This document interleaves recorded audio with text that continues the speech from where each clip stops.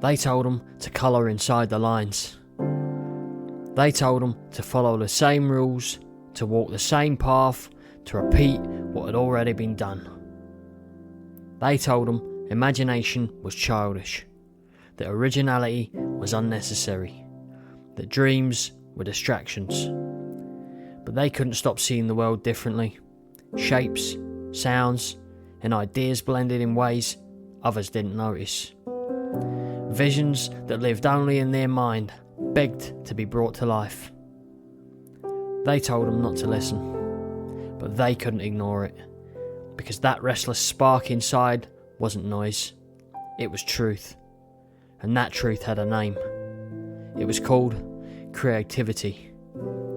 They told them creativity was a waste of time. They told them no one makes a living out of art, out of words, out of sound, out of vision. They told them to be practical, to settle for stability, to let go of the dream. They told them their ideas were strange. Their voice was too different. Their vision would never matter. And some days, doubt made them believe it. Because doubt always asks the same questions. Who do you think you are? Why would anyone care? Why not just stop?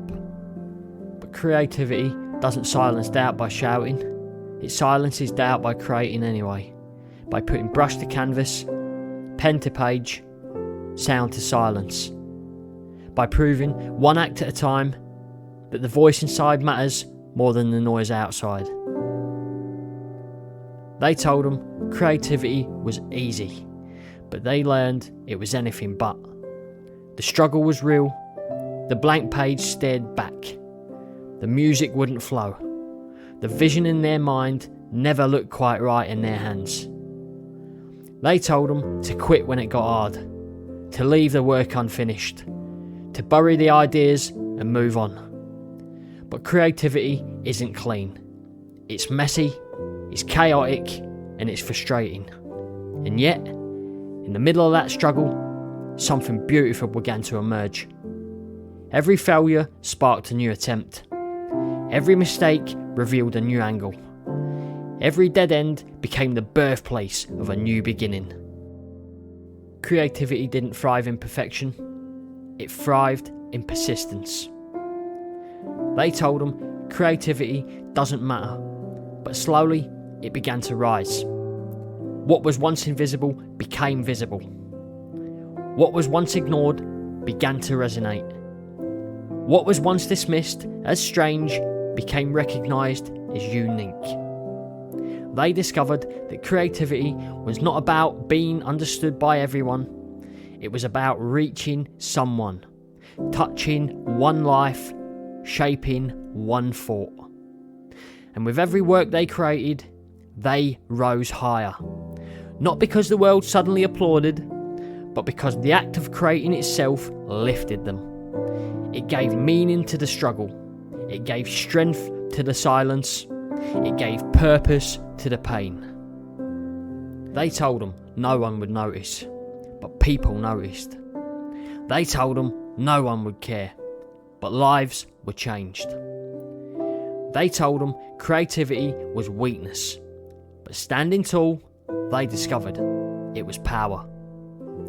The vision that once lived only in their mind now lived in the world. The sound that once echoed only inside now moved hearts outside. The dream that once seemed impossible now stood undeniable. Triumph wasn't just in the recognition.